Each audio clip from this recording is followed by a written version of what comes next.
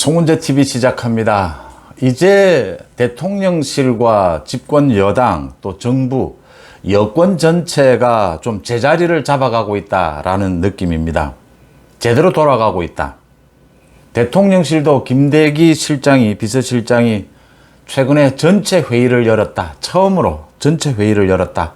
4개월 만에. 윤석열 대통령 오늘 도어스태핑에서 이례적입니다. 윤석열 대통령이 이런 검찰과 경찰 수사 부분에 대해서는 언급을 하지를 않죠. 당의 문제도 그렇습니다. 문재인 정권의 태양광 비리에 대해서 이례적으로 이권 카르텔에 예산이 사용됐다는 점이 개탄스럽다. 최고 수위의 경로를 했습니다. 윤석열 대통령이 이럴 수밖에 없는 이유. 이준석은 지금 계속해서 당에서 자신을 제명시킬 것이다. 제명시키고 나면 신당 창당 문제도 고민해 보겠다. 이런 이야기를 하고 있습니다. 그 다음 국민의힘 원내대표 19일 뽑습니다. 사실 주호영 추대론이 계속 이야기가 나오는데 이게 일부 의원들이 이런 이야기도 하고 또 주호영이 자가발전하는 부분이 많습니다.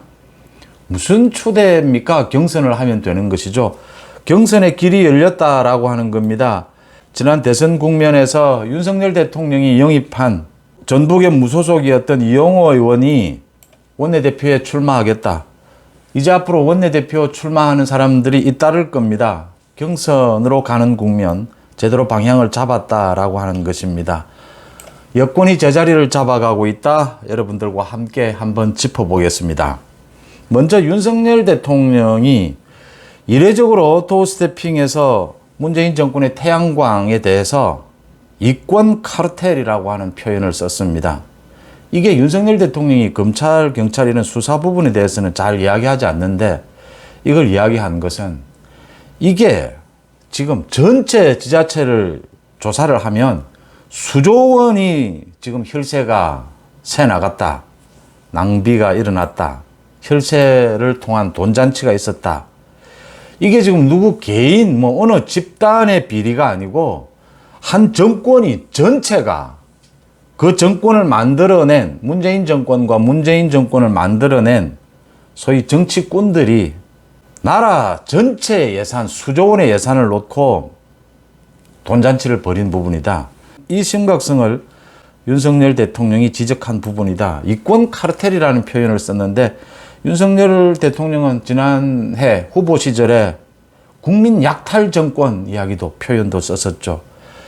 국민 약탈 이게 지금 정권이 전체가 도둑놈이지 않느냐라는 부분입니다. 이 지금 태양광 부분은.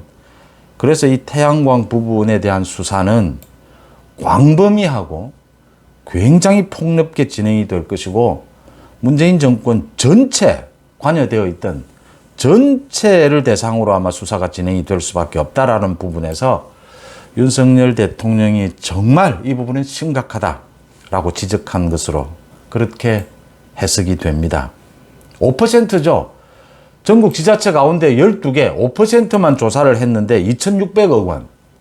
그러면 226개 전체 지방자치단체를 다 조사를 하면 이건 수조 원이라는 거죠. 총 지원된 금액이 12조 원인데 지방자치단체마다 문재인 정권의 공신, 선거에 기여했다 이런 사람들이 모두 달려들어서 이건 먼저 보는 놈이 임자다 이런 식이었거든요. 굉장히 장기간 문재인 정권에 대한 전반적인 비리 수사로 이어질 것이다 이렇게 예상이 되는 대목입니다. 그 다음 김대기 비서실장이 그 대통령실 4개월 만에 처음으로 전체 회의를 열었다. 직원 진즉했어야 될 일입니다. 김대기 비서실장이 그러니까 지금 보안 사고가 발생을 해서 지금 50명이 짐을 싸는 이런 사고가 발생을 했는데 물론 1차적으로 당사자들이 일을 잘못한 것이죠. 사고를 친 것이고 업무 자체에 문제가 있었던 것이고 업무 능력도 문제가 있었던 것입니다. 그런데 훌륭한 지휘관이 생기면 업무 능력도 좀 극대화될 수가 있고 특히 보안 문제 이런 것은 지휘관 탓이 좀 큽니다. 이게 청와대 대통령실의 구성은 언제나 그랬습니다. 선거 때 많이 도왔던 사람들 또 여당의 많은 정치권의 인사들 공무원들 뭐 검사도 있고요. 이래 다 모입니다. 가장 중요한 게 비서실장이 가장 먼저 해야 될 것이 기강 확립입니다.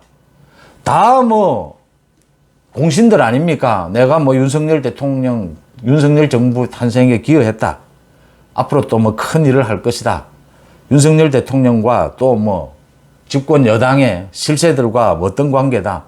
다 뭐 내가 낸데 하고 이렇게 해서 각자 모여듭니다. 여기에서 비서실장은 누구와 어떤 관계든 필요 없다. 지금부터 비서실장의 명령 아래 보안사고, 기강 잡기 이거부터 시작을 했어야 되는 것입니다. 그게 좀 늦었는데 김대기 실장이 지금이라도 모든 대통령실의 직원들은 자신이 대통령이라는 생각을 하고 일을 해달라. 정말 뭐 어디에서 날아올지 모르는 짱돌을 조심해야 한다. 맞는 이야기입니다. 이게 지금 뭐 정치권에서 정보 하나에 어디에서 무슨 일이 벌어질지를 모르는 상황입니다.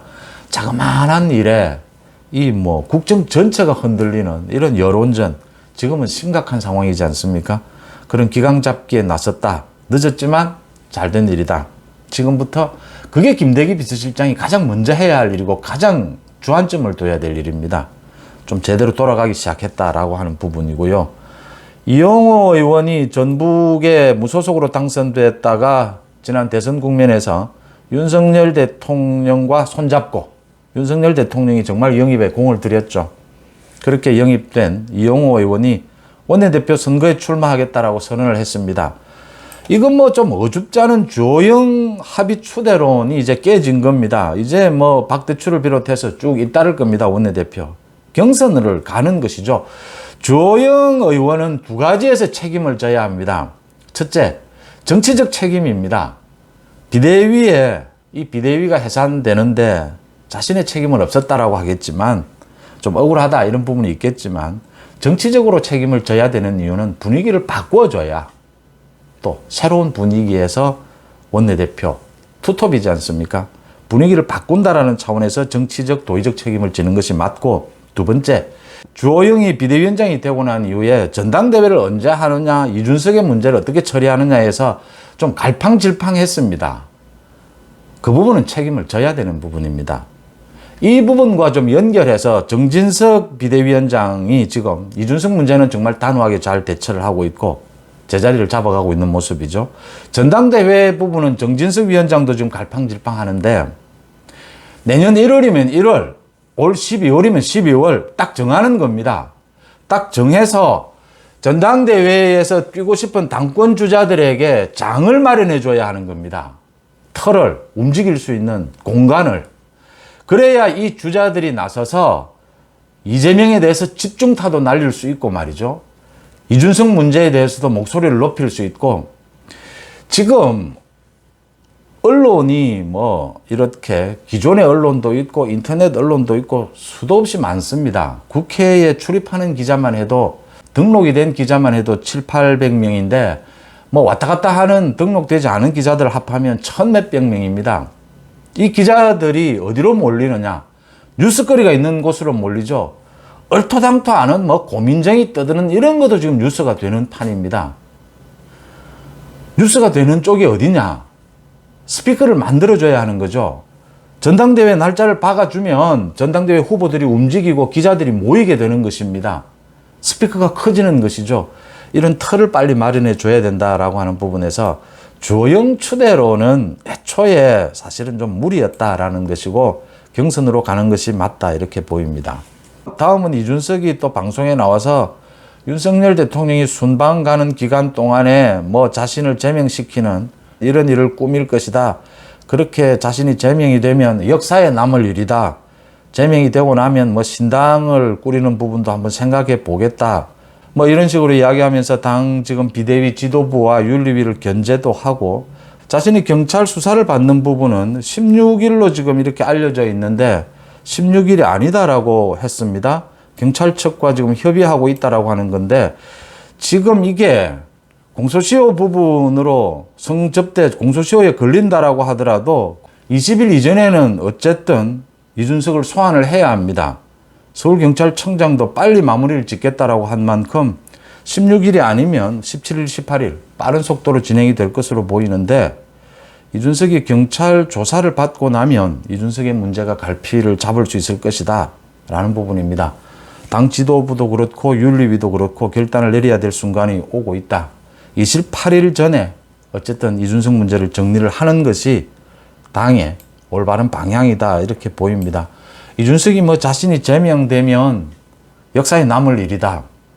또 뭐 신당을 할 수도 있다. 뭐 이렇게 이야기를 하는데 역사에 남을 수 있을 겁니다.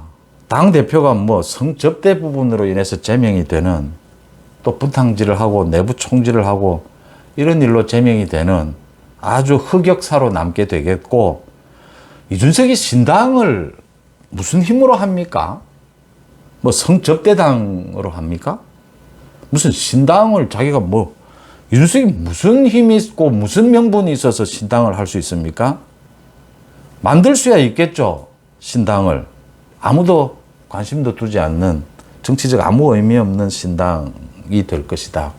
아마 어제 황정수 재판부가 2차 가처분 신청 그 신문 결론을 오는 28일로 연기를 했습니다. 이준석에게는 굉장히 충격적이었을 겁니다. 그래서 더 그 충격 속에 빠져 있는 것으로도 보이고 심리적으로 굉장히 불안한 상태다라는 게 느껴집니다. 집권 여당, 여권 전체가 이제는 좀 제자리를 잡아가고 있다는 소식 전해드립니다. 송은재 TV 마칩니다. 고맙습니다.